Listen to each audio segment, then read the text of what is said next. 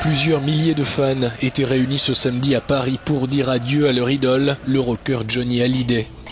Salut la street.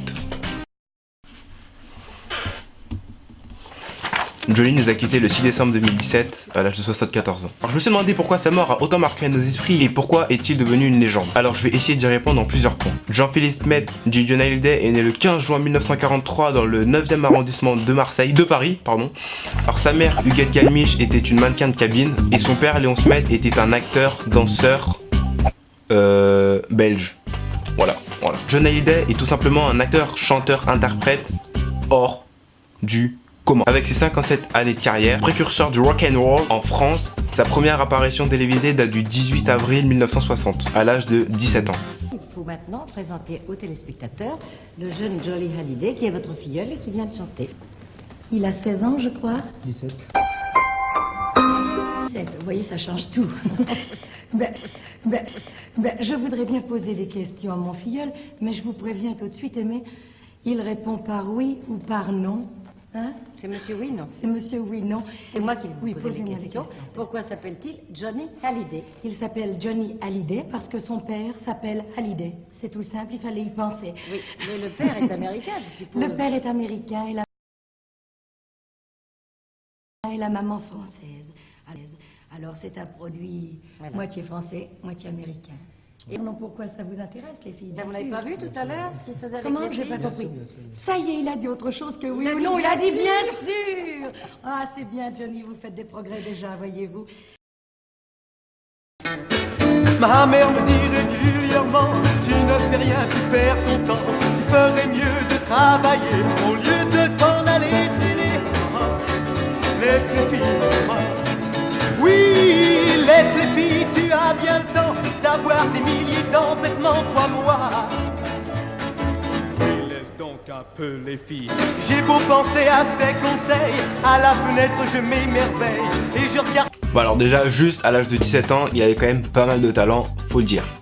Aussi, il aura enregistré presque 10 000 titres, donné pas moins de 5000 concerts, vendu 110 millions de disques. Son single Marie représente à lui seul près de 1 million de ventes, 42 disques d'or, 25 disques de platine, 10 victoires de la musique. Enfin bref, tout ça pour dire que Johnny était un monstre. Johnny rassemble l'ancienne et la nouvelle génération car il a su s'adapter, se renouveler et pas rester dans un style de musique. Alors c'est sûr que pour en arriver là, Johnny a navigué entre plusieurs styles de musique. Donc il a commencé par le twist avec donc son titre phare. Mon cœur, et vous faites refleurir tous mes rêves de bonheur.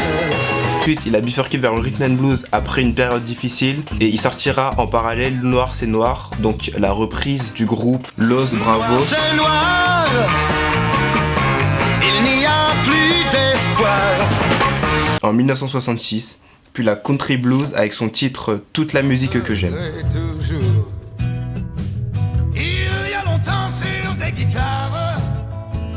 Il s'est ensuite stabilisé pour rester dans le style de rock qu'on connaît jusqu'à aujourd'hui. Johnny ne cessera de faire parler de lui durant ses 57 années de carrière. Il est à la fois rocker et chanteur de variété. Alors Johnny, c'est aussi son style, donc sur scène comme à l'extérieur. Il a passé plusieurs grandes étapes donc dans sa phase de recherche artistique. En 1960, il adopta le style yéyé et se référant notamment à James Dean. De 1967 à 1970, il s'orienta vers le style hippie où il trouvera son inspiration chez les grandes stars américaines comme Elvis. En 1976, il commença à adopter le cuir. De 1980 à 2000, il adopta le style motard, où il affirme son style dans le film Terminus de Pierre William Glynn de 1986. À partir de 2000, son look se résuma en une phrase. Ce que je préfère, c'est chemise blanche, cravate et costume noir. Comme ça, on est sûr de pas se tromper. Il n'y a rien de plus indémodable que la mode. Mais, Johnny était aussi un chaud lapin comme jamais. Et il a eu plusieurs conquêtes. En 1961, il fera la rencontre de Catherine Deneuve, et qui, on pourra qualifier ça d'amour impossible. Comme Kim et moi, il disait d'elle, pour moi, elle incarne l'idéal féminin. Mais dommage qu'elle soit déjà casée. Alors la deuxième fut Sylvie Vartan, puis sa première femme. Ils se sont mariés le 12 avril 1965 à l'âge de 22 ans, pendant son service militaire. Puis un an compliqué, ils ont eu un enfant, nommé David Hallyday, que tout le monde connaît. Ils feront un duo ensemble en 1973, J'ai un problème, et 7 ans après, ils divorcent. Elisabeth Etienne fut sa deuxième femme. Ils se marièrent en 1980 à Los Angeles et divorcent 3 mois plus tard. Natalie Baye et Johnny Hallyday se rencontrent en mai 1982. Pas de mariage, mais ils auront une petite fille en 1983, mais ils se sépareront 3 ans plus tard. Alors en numéro 5, nous avons Adeline Blondiot. Alors cette relation était un petit peu compliquée parce qu'ils se sont mis ensemble en 90, puis se sont séparés en 92, puis se sont remis ensemble en 94, puis se sont reséparés en 95. Voilà. Il était un petit peu indécis quoi, le petit Johnny. Alors, histoire tragique qui s'est terminée avec plusieurs procès entre eux. Enfin bon, bref, c'était un peu Bagdad. Passons. Alors, ils se sont mariés le 25 mars 96 à Neuilly. Alors, je juge pas, ok. Donc, ils se sont mariés en 96. Son précédent divorce était en 95. Je juge pas.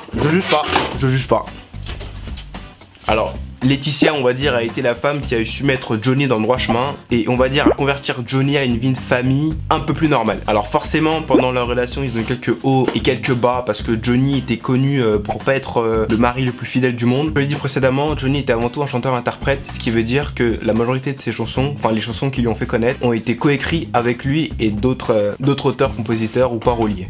Alors comme par exemple Le Pénitencier qui date de 1964 ont été écrits par Vline Buggy et Hugues Offray. Alors Jean-Jacques Goldman a aussi participé à l'écriture de ces musiques comme par exemple Je te promets qui date de 1987 il me semble. En 1999 il sortait l'album 100% composé par son fils David Hallyday qui s'écoulera près de 2 millions d'exemplaires. On peut l'aimer comme le détester mais il faut être unanime sur le fait que cet homme là avait vraiment un talent spécial, qu'il a su traverser toutes les époques, toutes les cultures, il a su rassembler énormément de foule donc durant ses 57 années de carrière. Et faut pas oublier aussi qu'il en a bavé beaucoup de polémiques, donc comme par exemple ses paradis fiscaux, qu'il ne voulait pas vivre en France à cause on va dire du fisc qui le suivait quand même à la trace. Mais Johnny est celui qui familiarise le plus les Français avec le rock'n'roll, une musique qui va durer et qui va continuer d'incarner l'enfant de la balle qui a su faire sa vie tout seul. J'espère que cette vidéo vous plaira. Alors je l'ai écrit en très peu de temps, en 3 jours, mais 3 jours intenses hein. J'ai écouté Johnny du matin au soir, j'ai tout lu sur lui, c'est un truc de fou. Bref, j'espère qu'elle vous plaira, c'est un moyen pour moi de lui rendre hommage. Bon, c'est vrai que c'était pas mon idole tout ça, mais c'est quand même quelqu'un d'important et donc du coup voilà. Salut la street. Carré